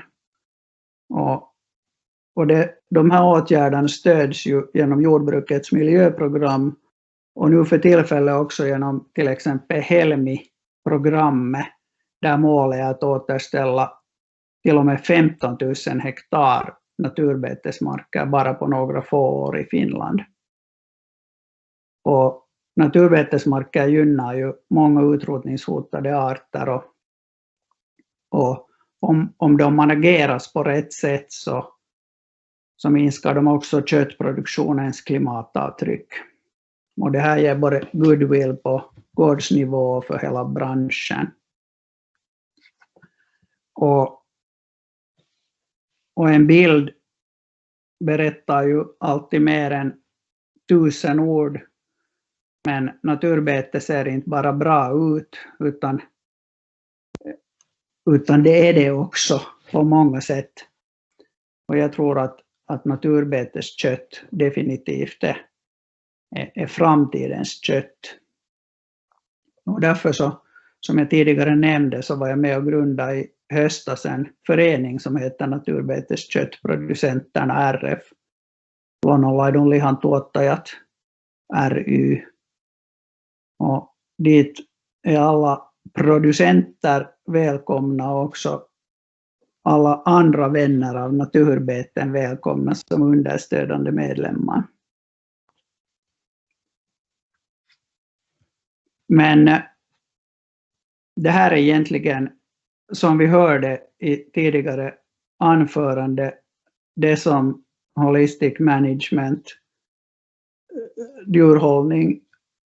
djurhållning baserad på holistic management principer handlar om.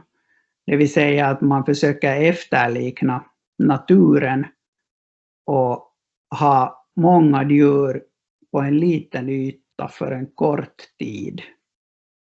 Och det vad man egentligen försöker efterlikna är det som hände i naturen på de stora grässlätterna i Nordamerika innan européerna kom dit och tog bort alla de vilda betande djuren, det vill säga bison som betade där i stora mängder och följdes efter av stora rovdjur. Och det sker ju fortfarande i Afrika där antiloper och ett antal stora rovdjur följer efter de här stora flockarna. Och för att skydda sig mot stora rovdjur så håller sig betesdjuren, antiloperna eller i det här fallet, eller i Amerikas fall bisonoxarna nära varandra för att inte vara den individen som råkar falla offer för det stora rovdjuret som vill ha en måltid. Och varje gång ett stort rovdjur närmar sig en sån här flock så flyttar de ju på sig. Och det leder till att de tillbringar bara en liten tid på samma ställe. Och då får man den önskade effekten när man efterliknar det här systemet och har små betesfållor som man flyttar ofta. Om man har ett stort skifte och betar det allt på en gång så leder det till att vissa områden blir överbetade och vissa områden blir underbetade.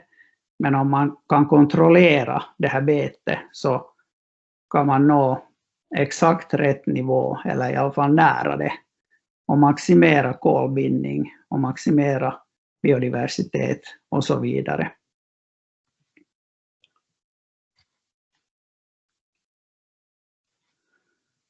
Och mycket förenklat kan man ju säga att ju mer grön massa ovanför jorden, desto bättre rotsystem, desto mer fotosyntes och desto mer kolbindning. Och man kan ju fråga sig här att vad binder mera kol tror ni? Det här naturbete eller den här gräsmattan här? Jag tror man ser det ganska långt med blotta öga.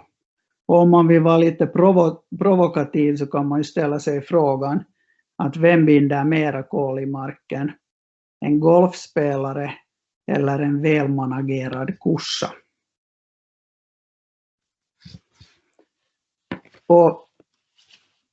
Och som vi hörde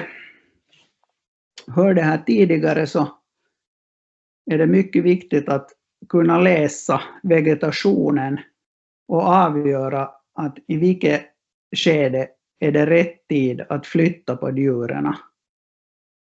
Och minst lika viktigt, om inte viktigare, är det att man ser till att man inte flyttar djuren för tidigt till det där följande betet. Alltså att det där följande betet måste vara redo att ta emot de där djuren. Annars är det nästan bättre att slita ut ett bete riktigt ordentligt än att hamna i en ond cirkel där varje bete betas lite för tidigt eller lite för länge. Så man förstör hellre ett bete riktigt ordentligt än att hela tiden ligga fel i tid. Men här ser vi ett bete som börjar vara redo att lämnas så där på högsommaren skulle jag säga. Att det har fått sig en del bete, en del gräs har trampats ner. Men om man betar det här helt slut så då sker just det oönskade, det vill säga att rötterna hämmas och kolbindningen hämmas och det är inte heller lika tåligt mot torka och så vidare. Och här är ett vårbete som det har betats och lämnats. Att för vår del så är det då första året i fjol som vi höll på med det här. Så jag tror att vi släppte ut djuren lite för tidigt. Men så det kanske inte var riktigt redo att börja betas de facto. Och nu ser vi att djuren är där längst upp i bild. Om ni ser samma som jag. Så Så där har de alltså flyttats vidare från det här betet. Jag skulle säga att på basen av den erfarenhet jag har från det lilla jag har jobbat med det här i praktiken då under fjolåret, så det här är helt okej att det är inte i alla fall helt överbetat innan de har flyttats vidare. Men däremot den här bilden, så här till höger så ser vi att vi har ett ganska rejält överbete. Men det var också åtminstone delvis ett sådant medvetet val, för att jag insåg att vi låg för tidigt med djuren, och det blev en sån kall period i mitten av maj när det faktiskt till och med kom snöblandat regn, om ni kommer ihåg förra våren. Så då bestämde jag mig för att nu får de hellre förstöra den där ena plätten än att vi sätter dem och cirkulera och förstöra alla andra beten också för tidigt. Men de facto så repade sig överraskande bra sen under året. Det blev lite experiment. Och vi jobbar med sådana här lätthanterliga stängsel, alltså en sån här rulle, och sen som vi såg på den förra bilden, sådana här lättflyttade stolpar. Det finns alla möjliga olika system, men vi börjar nu i alla fall med sådana här, och jag tyckte att det var enkelt att sätta upp och enkelt att ta ner. Och timing är viktigt. Och ibland, åtminstone för egen del, så kan jag säga att man inte riktigt förstod vad man gjorde, men man såg resultatet i alla fall var mellanstaketet hade varit. Och till höger så ser ni att maskrosorna, att djuren har flyttat vidare antagligen i ett sådant skede att maskrosorna inte ännu riktigt hade blommat, medan på betet i vänster dit de flyttades så var tajmingen så bra att de gick åt maskrosorna så hårt att de klart decimerades. Så om man sen ännu begriper det här, att när man ska sätta in den där betesinsatsen så kan man verkligen få ett sådant resultat som man önskar. Mathias, hur mycket tid har jag? Du har nog inte så jättemycket, men det där, så vi har 20 minuter ungefär kvar så att vi ska hinna lite ställa frågor, men kör på. Ja, men det blir bra, jag har inte så många kvar så då är det lugnt. Ja. Det är bra. Jag säger några ord ännu här om det vad jag har sett under det här första året som vi har provat på det. Alltså nyttan av den här planerade betesdriften. Och det är helt klart att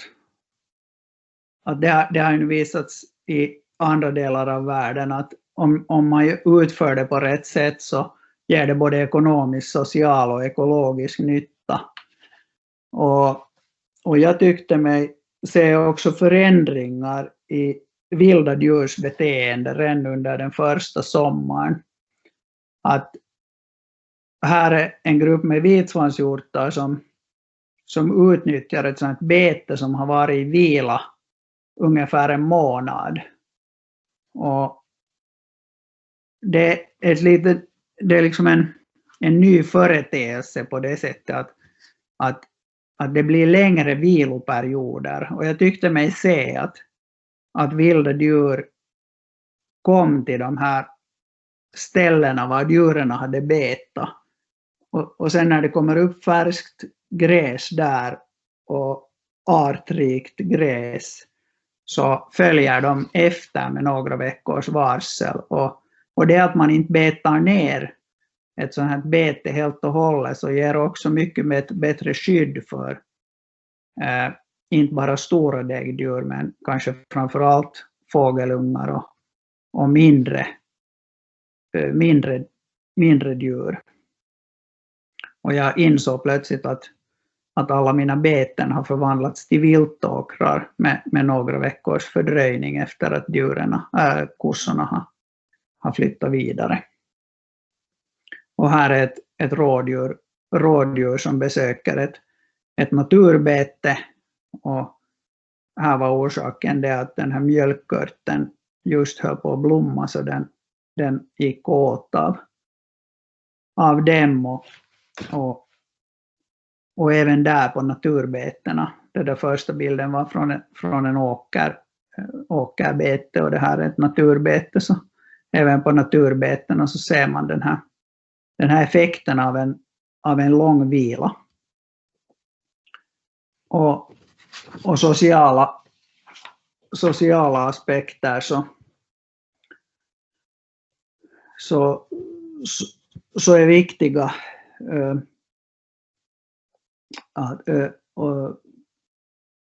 på det sättet att vi skapar acceptans för hela näringen och på det sättet. Och sen var det här är de böcker jag själv har försökt mig på att studera, och de kan jag verkligen rekommendera, speciellt om man har någon att ställa frågor till, så att man kan lite fråga och sparra sånt som är oklart. Och den här Savory Institutes läror verkar vara också på väg till Finland. Att jag fick information här av Patricia Wiklund på företaget Invenire som håller på att starta upp en sån här holistic management hub här i Finland. Och hon har också ett sånt Instagram-konto som hon bad mig hälsa att det kommer information på när det här projektet framskrider. Och det var ungefär vad jag ville säga. Om det finns tid så kan jag visa några videosnuttar som är helt korta ännu. Ja, vi har inte i chatten några frågor, så visa på bara. Okej, då provar jag.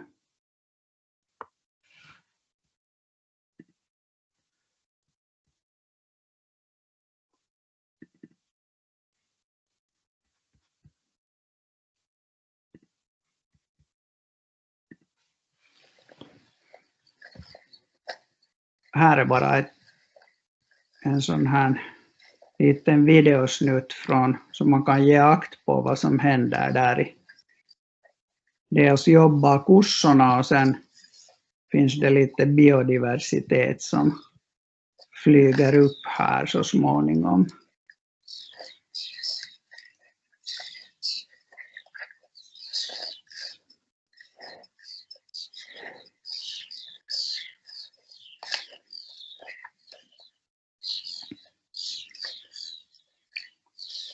Att det är ganska roligt att se att det här är nu inte på grund av ett års holistic management, men överhuvudtaget kornas inverkan på mångfalden är nog väldigt stor. Och sen tänkte jag visa en video till.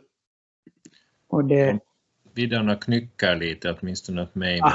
Men ändå, man ser nog en del, så det är helt okej. Men vi tar en till och sen är det färdigt. Så här är bara en video som visar när vi flyttar dem från ett bete till ett annat, och det här betet känns som att det är ganska redo för att ta emot djuren.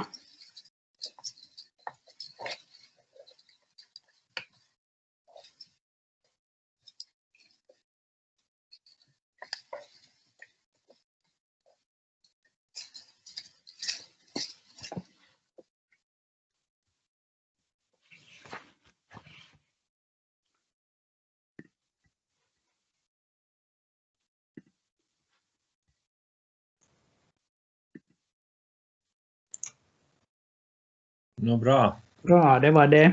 Tack för mig. Ja, tack Fredrik. Det var väldigt intressant då. Och det där, här har kommit nu frågor i chatten så vi kan börja med dem. Om jag läser upp dem kanske du kan svara på dem. Sår du in dina beten ofta och vilka frön i så fall? Vi har nog vi har haft sådana som vi har haft liksom till och med 10-tals år som vi inte har brutit på väldigt länge. Och sen har vi en del beten som är inne i växtföljden och där blir det ju då med kanske 5-6 års mellanrum som de sås in. Men och det händer nog att vi också sår in liksom sådana beten som är mer långvarigt om vi tycker att det blir liksom glest eller ensidigt att man vill ha in just flera arter. Men jag tror att vi har ganska mycket att lära här, att via rätta sortens betesmetoder så tror jag att man kanske inte skulle behöva så in sådana typer av beten så ofta. Ja, sen följande fråga är hur lång betessäsong är det så ett vanligt år? Om man kanske jämför med Blain som har ganska lång så hur är det på Koskis? Men i mitten på maj ungefär går de ut och sen tas kalvarna bort i slutet av augusti till mitten på september någon gång då och sen går kossorna ut på nytt och brukar komma in i början av november. Att det kan hända att de facto att vi borde ha lite mera betesmark för att kunna ha en så lång betessäsong om man tänker på alla de här sakerna som vi håller på att lära oss, det vill säga kolbindning och så vidare. Att då skulle de vara mera redo att ta emot djuren sen följande vår. Bra. Sen har vi en sån fråga att antal djur per hektar och betestid per gång. Ja, jag var orolig att den frågan skulle komma när jag hörde att den ställdes till honom också. Så det där. Betestid per gång, vad månne det betyder? Jag antar att hur ofta flyttar ni på djuren? Att är det en gång om dagen eller en gång i veckan? Ja, det är lite varierande men jag skulle säga att i fjol var det med några dagars mellanrum så där grovt sagt. Men jag har en sån känsla att vi borde ha ännu mindre betesfållor och flytta dem ännu mer ofta. Då skulle vi nå det här liksom som vi eftersträvar. Och den andra frågan måste jag återkomma till. Okej. Det fanns ännu en.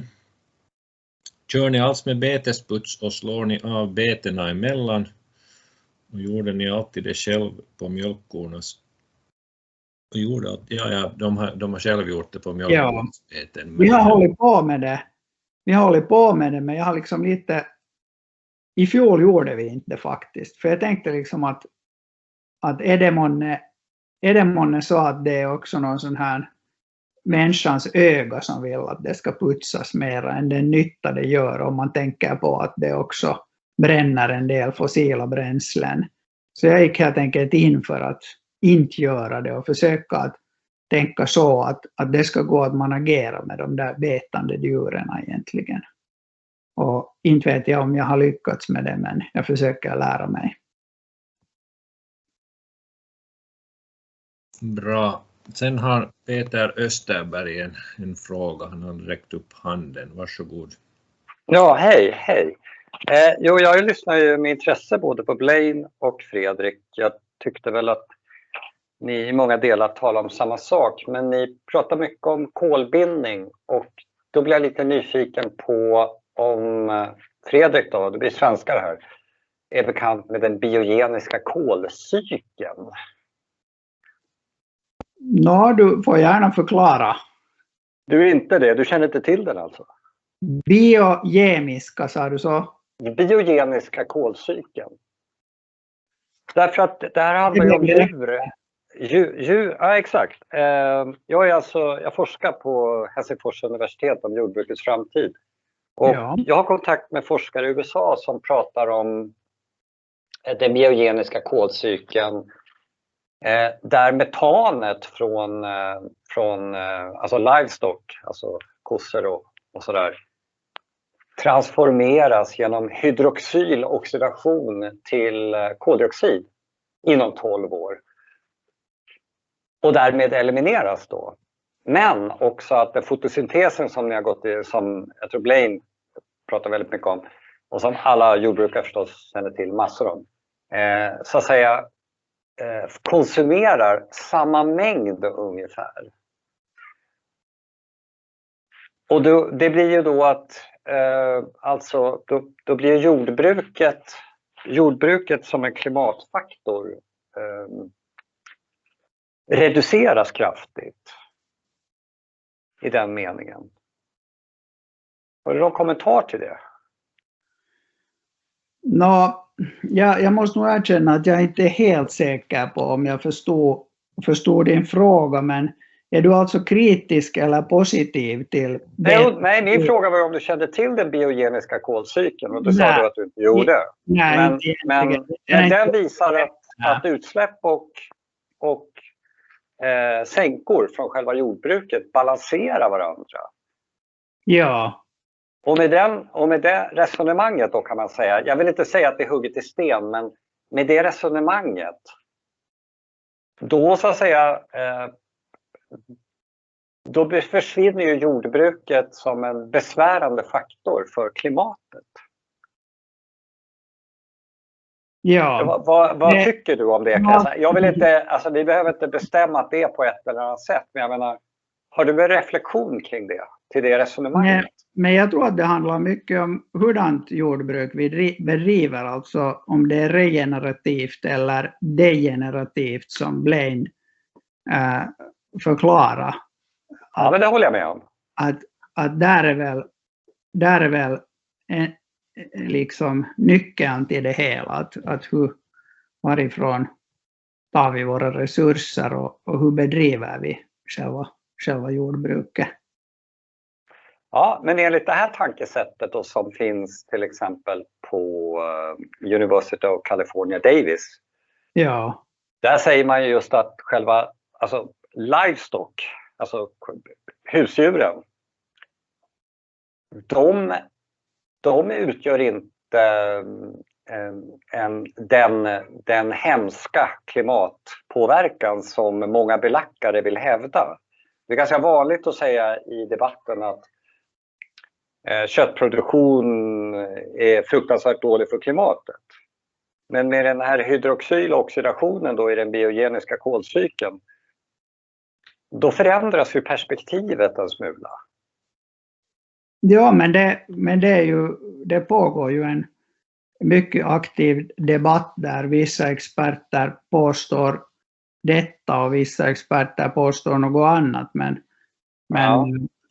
Men jag tror att det handlar om vad vi matar till våra djur, hur de lever, hur de manageras, är det som avgör om de är klimatbovar eller om de är så att säga klimatneutrala eller till och med klimatpositiva. Okej. Ja. Tack för det. Bra, då hinner vi kanske med en fråga ännu där Mathias Kreutz hade en fråga. Varsågod. Hej, tack Fredrik. Nu är det jag själv och tidigare Anders Albeck som ni hörde. Jag undrar bara, ska man vara glad över vilt då om man har 10 rådjur som springer omkring och betar på gröngödslingsvallen av varann? Har det liksom samma positiva effekter? Kanske inte därför, för alltså glad kan man vara, men av andra orsaker i så fall. Alltså rådjur och vitsvanshjortar är väldigt selektiva i sitt bete, så de är inte lika som denna allätare som en ko, så de betar inte så att säga allt som kommer i deras väg, utan de är väldigt, väldigt selektiva, så de får inte samma sak riktigt till stånd som en kossa. Däremot finns det andra hjortvilt som får det till stånd, till exempel dovhjort går att ha som betesdjur, lite mer liknande som kossor. Okej. Tack. Bra. Klockan har slagit 7 och det är dags att avsluta. Vi får tacka dig, Fredrik, för att du har deltagit. Och är det nu så att det kommer någon fråga ännu som är väldigt livsviktig, kan ni sätta den i chatten. Kanske Fredrik kan stanna en minut eller 2 och svara på den. Men annars får vi tacka för den här Ekotankesmedjans sista dag 2021 och önska alla ett bra och lyckat år med nya tankar och idéer. Jag får tacka för mig också.